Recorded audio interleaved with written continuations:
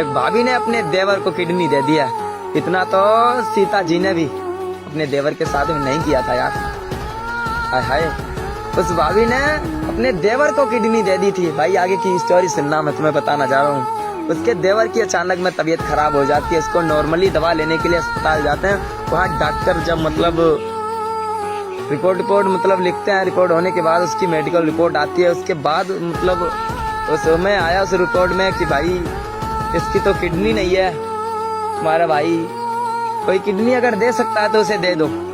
तो उसका भाई भी एक बार मतलब कदम पीछे हटा रहा था। वो भी सोच रहा था मेरा जो परिवार है, हम परिवार की देखभाल करेंगे, चलो ऐसे ही मतलब कुछ भी कर लो डॉक्टर, पैसा दाम है, हम सब लगा देंगे, लेकिन मैं अपनी किडनी नहीं दे सकता। इतने में मतलब उसकी माँ से कहते हैं, उसके पिता से कहते हैं, सबका कदम आप पीछे टिक रहा था।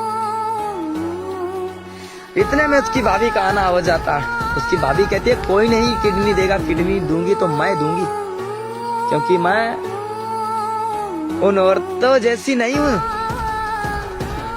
जो वेश्याएं कहलाती हैं। मैं तो वो पतिव्रता हूँ। गृहस्थी का मतलब ही क्या होता, फैमिली का मतलब ही क्या होता, जो एक दूसरे को समझ ना सके। तो औरत कहती है मैं अपने देवर को किडनी दूंगी।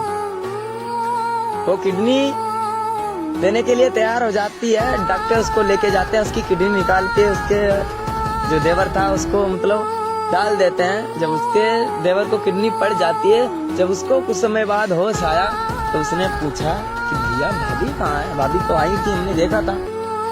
तो उसके भैया की आंखों में इतने आंसू थे भाई साहब, जैसे मतलब क्या कहें, मूसलधार बारिश। आंसुओं की कोई क्षमता ही नहीं, कितने वर्ष आए बारिश की क्षमता होती है कुछ ना कुछ। इनका भी कोई सीजन होता, आंसुओं का कोई सीजन नहीं होता मेरे भाई। तो उसके भाई ने बताया कि तुम्हारी जो किडनी है खराब हो चुकी थी, ये किडनी तुम्हारे अंदर पड़ी है, तो तुम्हारी भाभी ने दी। हाय, वो इतना रोया, इतना रोया। इतने में उसकी भाभी आ जाती है। वो अपनी भाभी के लिपट के रोया, बोला माँ तुम्हारी जैसी मुझे मैया नहीं मिलेगी इस दुनिया में। इससे हमें बहुत कुछ सीख मिलती है कि हाँ सीता आज भी है,